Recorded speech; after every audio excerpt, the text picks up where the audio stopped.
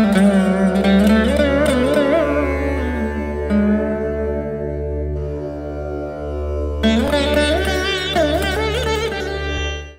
devil always comes to steal our praise, to steal our joy, to create confusion, to create tension, to create nervousness, to create fear.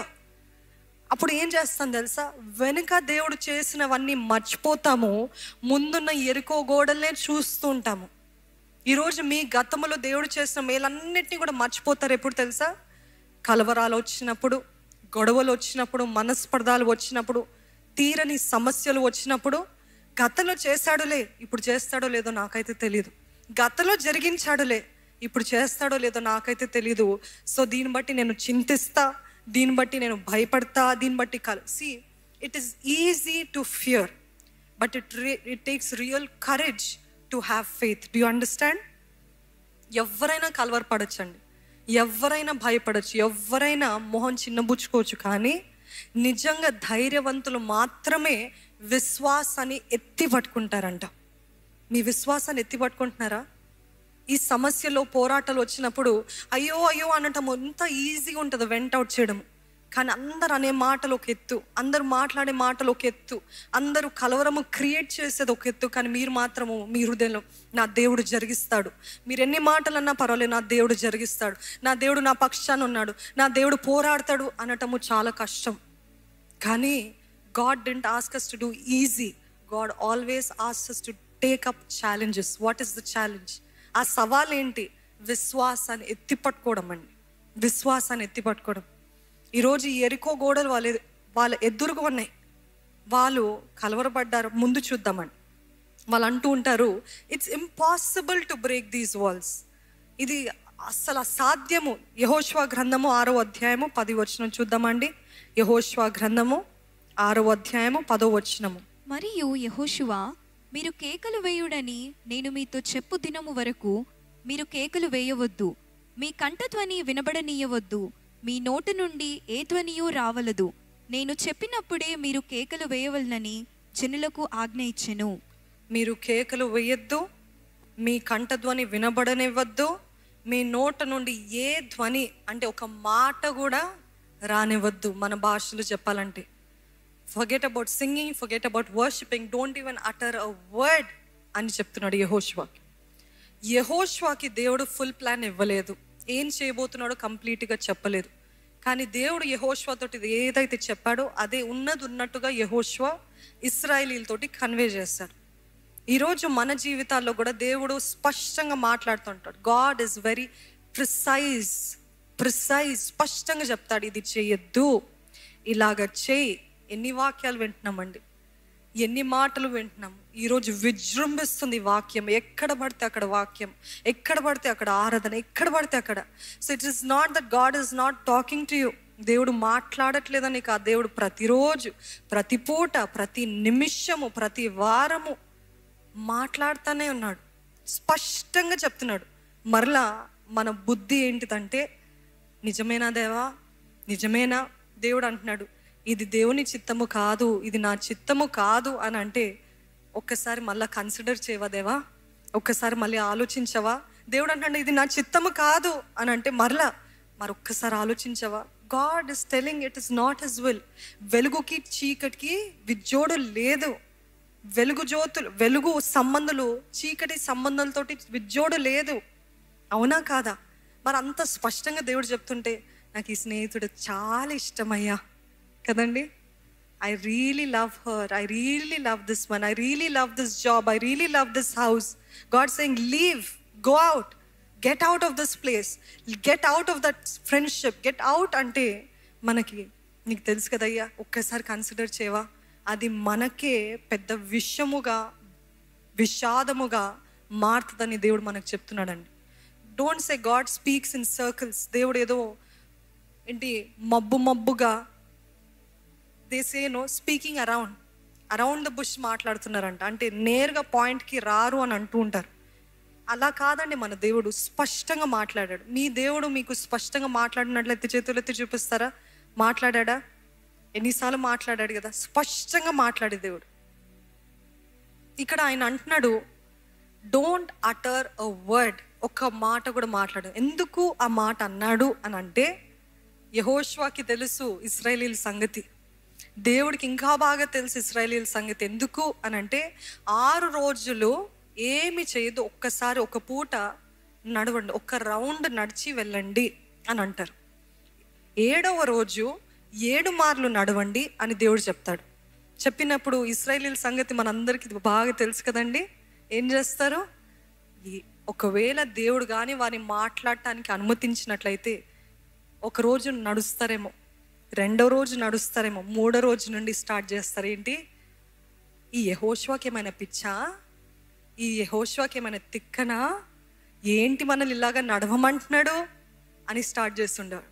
4వ రోజు ఇదేం పనో నాకు అర్థం అవ్వట్లే, దీంట్లో ఏం కార్యం జరుగుతుందో నాకు అర్థం అవ్వట్లే, ఈ మాటలు వస్తాయి కదండి. ఇశ్రాయేలీల సంగతి దేవుడికి బాగా తెలుసు. అందుకే ఒక్క మాట మాట్లాడకుండా వారిని తిరగమను అన్నాడు దేవుడు. ఇశ్రాయేలీలు బాగానే ఉంది వారిని అని అంటాం. ఈరోజు మన జీవితాలు కూడా అంతే. దేవుడు అంటున్నాడు మౌనంగా ఉండు, జస్ట్ బీ క్వైట్. ఊరికే నిలిచి దేవుడు చేసే కార్యాలని చూడు అని అంటే, ఏం చేస్తున్నావు దేవా, నాకేం కనిపించలేదు దేవా, నాకేం అర్థం అవ్వట్లేదు దేవా, నా కళ్ళకి ఇప్పుడు కనపడాలి, నా జీవితంలో కార్యాలు ఇప్పుడు జరగాలి, నేను అది చూడాలి అని అంటే దేవుడు అంటున్నాడు బీ క్వైట్. నోరు మూసుకొని కూర్చో, చెప్పాలంటే నోరు మూసుకో, be quiet, don't utter a word. నేను చేసే కార్యాలు మౌనంగా ఉండు. ఈ సమయంలో ఇక్కడ చూసినట్లయితే they are waiting upon the lord quietly. 6 రోజులు క్వైట్గా వెయిట్ చేస్తూ తిరుగుతూ ఉండమన్నారు. 7వ రోజు దేవుడు వారిని కార్యం చేయమన్నారు. అర్థమవుతుందండి? There are some times that God asks us to wait, and there are some times God asks us to do something. ఈ 6 రోజులు మౌనంగా ఉన్నామన్నాడు, ఒక్కరోజు కార్యము జరిగించమన్నాడు. ఈరోజు మన జీవితంలో ఏ విషయంలో దేవుడు మౌనంగా ఉండమంటున్నాడు? ఏం చేయకు, జస్ట్ వెయిట్. ఆ సమయం కోసం వెయిట్ చేయండు, ఆ సమయం కోసం, ఆ కార్యము కోసం వెయిట్ చేయండు. డోంట్ డూ ఎనీథింగ్ అన్నప్పుడు మనకి కష్టంగా ఉంటుంది మాటలు. అందుకనే మన నోటికి మనం చిక్కము వేసుకుందామండి. We will shut our mouth. ఎందుకంటే అవిశ్వాసపు మాటలు మీ దగ్గర వచ్చినప్పుడు దేవుడు తన కార్యము చేయలేడు. అర్థమవుతుందండి? Don't let the words of unbelief come from your mouth. నిజంగా చేస్తాడంటావా? నిజంగా జరిగిస్తాడంటావా? నిజంగా అవుతుందంటావా? దేవా నువ్వు ఉపవాసం ఉండమన్నారు అనుకోండి, ప్రేరేపణ మీకు హృదయంలో కలిగింది అనుకోండి, ఈ 21 రోజులు నేను ఉపవాసం ఉండి ప్రార్థన చేస్తాను అన్న ప్రేరేపణ కలిగింది. మొదటి వారము బాగానే చేస్తారు, 2వ వారం నుండి ఏం కనపడట్లే, 3వ వారం ఇంకా దురాత్మలు విజృంభిస్తున్నాయి. మాటలో మాట ఎంతమందికి ఉపవాసం చేసేటప్పుడు ఇంకా ప్రతికూల పరిస్థితులు ఎదుర్కొన్నారు? అనుకూల పరిస్థితి ఒక ఎత్తు, ప్రతికూల పరిస్థితులు అనేక మంది ఎదుర్కొంటారు. ఎందుకు తెలుసా అండి? అప్పుడు దేవుడు తన కార్యము ప్రారంభించాడని మీరు నమ్మాలి. హల్లెలూయా. ఆ కార్యము జరగకుండానట్లు అపవాది వాడి అనుచరులు పోరాడుతున్నాయని జ్ఞాపకం చేసుకోవాలి, గమనించాలి. ఈరోజు ఉపవాసం ఉంటే నాకు ఎక్కడ లేని గొడవలు, ఎక్కడ లేని పోరాటాలు వస్తున్నాయి కాబట్టి నేను ఉపవాసం ఉండను కాదు. ఈ పోరాటాలకి సూచన ఏంటిదంటే something is at work in the spiritual realm. ఆత్మీయ రంగములో కార్యము ప్రారంభించబడుతుంది. దేవుడు he is moving for me and that is why the enemy is trying to stop అని జ్ఞాపకం చేసుకోవాలండి. ఈరోజు దేవుడు మన జీవితంలో కార్యాలు చేస్తా అంటే ఫస్ట్ వచ్చేది పోరాటాలు, ఫస్ట్ వచ్చేది ఇబ్బందులు, అడ్డంకులు. కానీ అవి చూసి ఆపివేయడం కాదు. ఈరోజు మరలా చెప్తున్నానండి, మీ నోటి మాటల్లో అవిశ్వాసం ఉందా? జరుగుతుందా? జరగదా? అవుతుందా? అవ్వదా? నేను ప్రార్థన చేస్తున్నా, నాకు ఏం కనపడట్లేదు అనే మాటలు వచ్చిందా, మీ ప్రార్థనకి జవాబు రాదు. మీరు ఎన్ని గంటలు ప్రార్థన చేసినా, మీరు ఎన్ని ఉపవాసాలు ఉన్నా, ఉపవాస ప్రార్థనలు ఉంటారు, లేకపోతే ఆలయాలు ఇలాగా దేవుని సన్నిధిలో గడుపుతారు, సమయం గడుపుతారు. మరలా ఇంటికి వెళ్ళగానే అవిశ్వాసపు మాటలు, బూతు మాటలు, అక్కర్లేని మాటలు, హేయమైన మాటలు ఇవి వస్తున్నట్లయితే ఇప్పటివరకు చేసిన ఆరాధన, విన్న వాక్యము, ప్రార్థించిన ప్రార్థన అంతా కూడా కుప్పకి పోతాయి. జీరో, వేస్ట్ అయిపోతుంది. అందుకనే మన నోటికి చిక్కము. దేవుడు అంటున్నాడు ఏ ధ్వనియు మీ నోటి నుండి ఏ ధ్వనియు రావలదు. ఈ డిస్కరేజింగ్ వర్డ్స్. ఒకవేళ మీరు మీ ఫెయిత్ని కాపాడుకుంటున్నారండి, మన చుట్టూన్న వారు చాలా ఘోరం. ఏం చేస్తారు తెలుసా? నిజంగా అవుతుందంటావా? నిజంగా జరుగుతుందంటావా? నా విషయంలో కూడా నా మొదటి కుమారుడు దేవుడు అన్నాడు, స్పష్టంగా చెప్పాడు, precise God is always very clear crystal. He told me he's going to give us a son, not that we prayed for a son. కానీ గర్భం ధరించకముందే దేవుడు అన్నాడు, ఇదిగో నేను నీ కుమారుడిని ఇవ్వబోతున్నానని. అన్నప్పుడు చాలామంది అనేకమైన మాటలు మాట్లాడారు, అవ్వదు, కుదరదు, జరగదు, అందరికీ ఆడపిల్లలు, నీకు కూడా ఆడపిల్లలే అని ఈ మాటలు మాట్లాడుతున్నప్పుడు obviously as a human we say okay maybe not, అవును జరగదేమో, కుదరదేమో, లేదో నాకు ఏదో ఊరికే వచ్చిందేమో ఆ వాగ్దానము. మీరు కూడా అనుకుంటున్నారు ఊరికే వచ్చిందేమో ఆ వాగ్దానం. దేవుడు అన్నాడు, మిమ్మల్ని జనములకు ప్రవక్తగా చేస్తానంటే మిమ్మల్ని చూసి మీరు నవ్వుకుంటూ నేనా జనములకు ప్రవక్తనా అని నవ్వుకున్నారా? డిస్కరేజ్ చేసుకున్నారా? అవిశ్వాసపు మాటలు పలికారా? శూన్యమైపోతాయి ఆ మాటలు, శూన్యమైపోతుంది ఆ వాగ్దానం. నెరవేర్చబడకుండటానికి మీరే అడ్డుబండగా మారారు. ఈరోజు మన జీవితాల్లో కూడా అదే రీతిగా నా జీవితాల్లో అలాగ మాట్లాడారండి, అవ్వదు అవ్వదు అవ్వదని. కానీ దేవుడు మాట ఇచ్చిన దేవుడు నమ్మదగిన వాడు, ఆయన మాట ఇచ్చినట్టే జరిగింది. దేవుడు మీకు వాగ్దానం ఇచ్చాడు, ఈ రీతిగా నేను చేస్తాను, ఈ రీతిగా నేను స్థాపిస్తాను, ఈ రీతిగా నేను హెచ్చిస్తాను, నిన్ను జనములకు ప్రవక్తగా చేస్తాను. నువ్వు ఇప్పుడు ఒంటరి వాడుకున్నావు కానీ 1000 మంది అవుతావు. నువ్వు ఇప్పుడు ఒంటరి దానిగా ఉన్నావు కానీ నేను ఇల్లాలుగా చేస్తాను, నీకు గర్భఫలం ఇస్తాను. లేకపోతే ఏ విషయంలోనో దేవుడు వాగ్దానం ఇచ్చాడు. కానీ ఆ వాగ్దానం చూసుకొని ఏహే అని నవ్వుతూ తీసి పడేస్తూ మాట్లాడుతున్నట్లయితే వ్యర్థమవుతుంది. అందుకని దేవుడు అన్నాడు స్పష్టంగా, ఇదిగో ఏ మాట మీ నోట్ల నుండి రానివ్వకండి. దేవుడు మన జీవితంలో కొన్ని కార్యాలు చేస్తాడు లేకపోతే చెయ్యి అని చెప్పినప్పుడు మనకది హాస్యంగా ఉంటుంది, స్టూపిడ్గా అనిపిస్తుంది, తేలికగా ఉంటుంది. అయ్యో ఇంతేనా చేయమన్నది, ఇంతేనా, వాట్ ఈస్ దిస్, ఇంత దాంట్లో ఏం జరుగుతుంది, ఇంత దాంట్లో ఏం జరుగుతుంది. అందుకని వాళ్ళని కూడా ఎప్పుడు చెప్తూ ఉంటాము, నేను చేతులెత్తి ఆరాధించమంటున్నారు, ఎందుకు, ఇంత దాంట్లో ఏముంది, నోరు విప్పి ప్రార్థన చేయమను. నోరు విప్పి ప్రార్థన చేస్తే ఏంటి, నోరు మూసుకొని ప్రార్థన చేస్తే ఏంటి, దేవుడు వింటాడు కదా.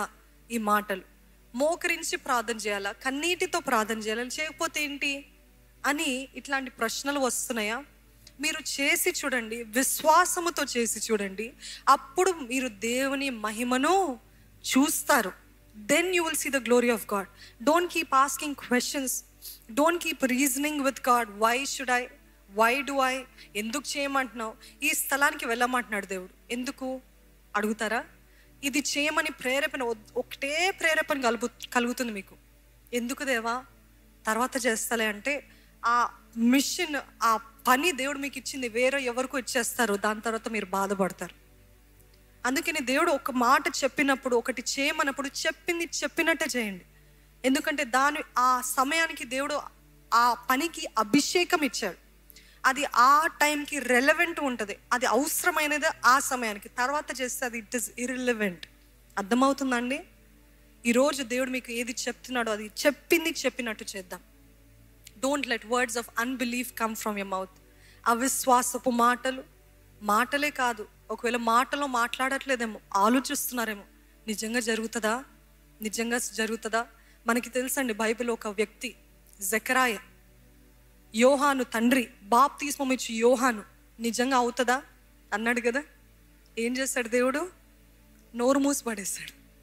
అర్థమవుతుందా? నాకు బిడ్డ పుడతాడా, ఈ వయసులో నాకు బిడ్డ పుడతాడా, నా భార్య వయసు చూసావా అని దేవునితో ఆర్గ్యూ చేస్తున్నాడు. దేవుని దూతతోటి ఆర్గ్యూ చేస్తే దేవుడు అన్నాడు, ఆ బిడ్డ పుట్టేంత వరకు నీ నోరు తెరవబడదు, నువ్వు మూగవాడిగా ఉంటావు. ఈరోజు అలాగా మన జీవితంలో దేవుడు చేస్తే ఎవరమైనా నిలిచి ఉంటామా? మనం మాట్లాడిన అవిశ్వాసపు మాటలు, ఆలోచించిన అవిశ్వాసపు ఆలోచనలు, జరగదు లేకపోతే రీజనింగ్, క్వశ్చనింగ్, వీటన్నిటికీ అసలు నిజంగా దేవుని ఎంతగా బాధపడుతున్నామండి. You know the best way to insult God, the greatest way anybody can insult God is అవిశ్వాసము, అపనమ్మకము, disbelief. The only way you can insult God is నమ్మకపోవటమే. నిజంగా మీరు నమ్ముతున్నారా? దేవుడు చెప్పింది చెప్పినట్టు చేస్తాడు. ఇప్పటి వరకు నువ్వు బయలుపరిచిన విధానం బట్టి నీకు వందనాలయ్యా తండ్రి. మేము తప్పుని తెలుసుకోవడం కాదయ్యా, తప్పు నుండి బయటికి వచ్చే విధానము మాకు నేర్పించయ్యా. మా ప్రయత్నము మేము చేసే కృపను మాకు దయచేయ్యా. ఇంకా చాలా ఈ శాపగ్రస్తమైన జీవితం, ఈ శాపగ్రస్తమైన అలవాట్ల నుండి మమ్మల్ని విడిపించు. మాకు విడుదల దయచే, మాకు శక్తిని దయచే, పరిశుద్ధాత్మ శక్తిని దయచేయమని వేడుకుంటున్నామయ్యా. ప్రతి విధమైన సైకిల్స్, శాపగ్రస్తమైన హ్యాబిట్స్, సైకిల్స్ నుండి యేసు నామములో ఇప్పుడే మాకు విడుదల దయచేయమని వేడుకుంటున్నామయ్యా. మేము కూడా తన్ని ముందుకు వెళ్ళి నీ చేతితో మేము కూడా మా చేతిని కలిపి మనమిద్దరము కలిసి మనమిద్దరము పోరాడదామయ్యా. మాకు శక్తిని దయచేయ, నాకు శక్తిని దయచేయ. నీవు నాతో కలిస్తే తండ్రి నేను ఎంత పెద్ద గొలియాతునైనా జయించగలుగుతాను కదయ్యా. సైన్యములకు అధిపతియగు యెహోవా నా పక్షాన ఉంటే నాకు విరోధి ఎవరు? నీవే మా పక్షాన పోరాడు. ప్రతి విధమైన పితృ పారంపర్యమైన వ్యర్థ ప్రవర్తన నుండి మమ్మల్ని విడిపించమని వేడుకుంటున్నామయ్యా. నీ వెలుగు మా జీవితంలో ప్రకాశింపచే, మా తలంపులో ప్రకాశింపచే, మా బ్రతుకులో ప్రకాశింపచేయమని వేడుకుంటున్నామయ్యా. ప్రతి శాపగ్రస్తమైన అవిశ్వాసపు మాటలు మా నోట రాకుండా తండ్రి మా నోటికి చిక్కము వేయమని వేడుకుంటున్నామయ్యా. ఇక్కడ అవిశ్వాసపు మాటలు, తలంపులు యేసు నామములో గద్దిస్తున్నామయ్యా. వెలి చూపులు బట్టి కాక విశ్వాసము ద్వారానే తండ్రి మేము ముందుకు వెళ్ళే కృపను దయచేయి. నా దేవుడు జరిగిస్తాడు, నా దేవుడు కార్యం జరిగిస్తాడు. నేను కనిపెట్టి ఉన్నాను, నేను కార్యము జరిగిస్తున్నప్పుడు దేవుడే నా పక్షాన పోరాడతాడు, ముందుకు నడిపిస్తాడు అనే ధైర్యము, విశ్వాసం మాకందరికి దయచేయమని. విత్తబడిన వాక్యం ఇక్కడ అపవాది దొంగలించకుండానట్లు దేవా, నూరట్ల ప్రతిఫలము పంటని మా హృదయంలో నీవే ఫలింపజేయమని వేడుకుంటున్నాం. వచ్చిన ఏ ఒక్కరు కూడా తన వ్యర్థంగా తిరిగిపోకూడదయ్యా. ఇప్పుడు యేసు నామములో తేలిక కలుగునుగా కానీ వేడుకుంటున్నానయ్యా. సమాధానము కలుగునుగా కానీ వేడుకుంటున్నానయ్యా. విడుదల కలుగునుగా కానీ వేడుకుంటున్నానయ్యా. విరుగుడు యేసు నామములో కలుగునుగా కానీ వేడుకుంటున్నానయ్యా. నీ నూతన క్రియలు ఇక్కడున్న ప్రతి ఒక్కరి జీవితంలో, లైవ్లో చూస్తున్న ప్రతి ఒక్కరి జీవితంలో నీ చిత్తమైన సమయంలో, తగిన సమయంలో తండ్రి నీ నూతన కార్యాలు ప్రారంభించబడునుగా కానీ వేడుకుంటున్నానయ్యా. Let them all testify, Lord. స్వాధీనపరచుకోవాలయ్యా, జయించాలయ్యా. నీ కార్యాలు తండ్రి ఎత్తి చూపించాలి. ఇది నా దేవుని వలనే సాధ్యమని ఎత్తి చూపించే భక్తి, విశ్వాసము, వైరాగ్యం ఇక్కడ ఉన్న మా అందరికి అనుగ్రహించమని ప్రభు యేసు నామములో అడిగి వేడుకొంచున్నాను తండ్రి.